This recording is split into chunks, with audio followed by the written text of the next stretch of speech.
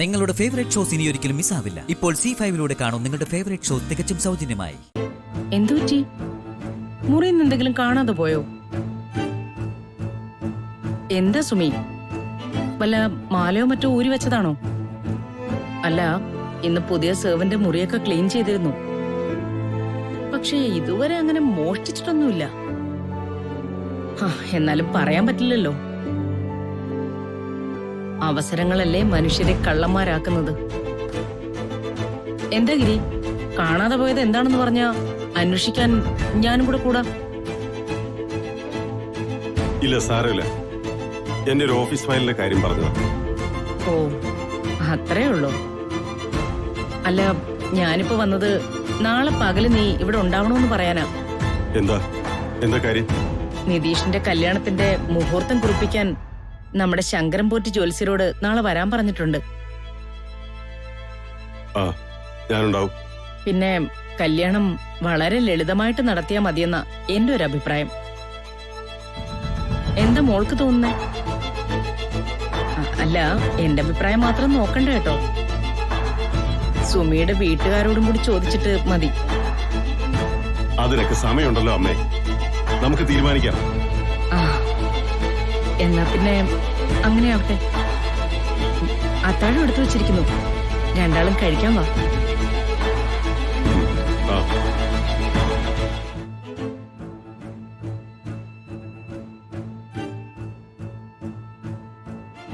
എനിക്കൊന്നും മനസ്സിലാവുന്നില്ല സുമി. ഇവരുടെ സ്വഭാവം എനിക്ക് വായിച്ചെടുക്കാനും പറ്റുന്നില്ല. ഈ കഴിഞ്ഞ 10-35 വർഷം മുഴുവനും അവരെന്നോട് നന്നായിട്ട് മാത്രമേ പെരുമാറിയിട്ടുള്ളൂ. ഇപ്പോഴും നിതീഷിന്റെയും നന്ദിതയുടെയും കല്യാണക്കാര്യത്തിൽ എത്ര നല്ല തീരുമാനങ്ങളാണ് അവരെടുത്തിട്ട് പോയത്. ഇത്രയും നല്ല മനസ്സ് കാണിക്കുന്ന ഒരാൾക്ക് എങ്ങനെയാണ് എന്റെ അച്ഛനോട് അങ്ങനെ ഒരു ക്രൂരത ചെയ്യാൻ പറ്റുക? അറിഞ്ഞതും ചിന്തിച്ചു കൂട്ടിയതുമെല്ലാം തെറ്റായിരുന്നു എന്ന് എനിക്കിപ്പോ തോന്നിപ്പോവുക. എല്ലാത്തിന്റെയും ഉത്തരം ആ ഡയറിയിലുണ്ടായിരുന്നു. എല്ലാ സംശയങ്ങളുടെയും ഉത്തരം ആ ഡയറി നമുക്ക് തരുമായിരുന്നു. പക്ഷെ ഇനി ഈ പുകമറയിൽ നിന്ന് ഇനി ഒരിക്കലും എനിക്ക് പുറത്തിറങ്ങാനാവില്ല. തെളിവുകളില്ലാതെ ആരും തെറ്റുകാരാണെന്ന് പൂർണ്ണമായി മുദ്രകുത്താനാവില്ല. നിരപരാധികളെ പോലും സംശയത്തിന്റെ കണ്ണിലൂടെ അല്ലാതെ നോക്കാതിരിക്കാനും ആവില്ല.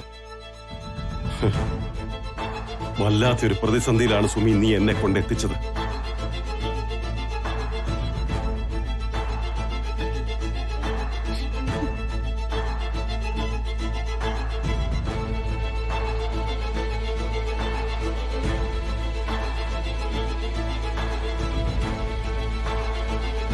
നമ്മളെല്ലാവരെയും പ്രതിസന്ധിയിലാക്കിയിരിക്കുന്നത് ഇപ്പൊ ഇവിടുന്ന് ഇറങ്ങിപ്പോയ സ്ത്രീയാണ് ഗിരി. ഗിരിയുടെ സംശയങ്ങളൊന്നും അസ്ഥാനത്തല്ല. ആരും നിരപരാധികളല്ല.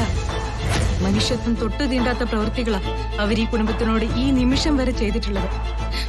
പക്ഷെ ഇതൊന്നും തുറന്നു പറയാനാവാതെ വായ മൂടിക്കെട്ടിയ അവസ്ഥയിലായിപ്പോയി ഞാൻ.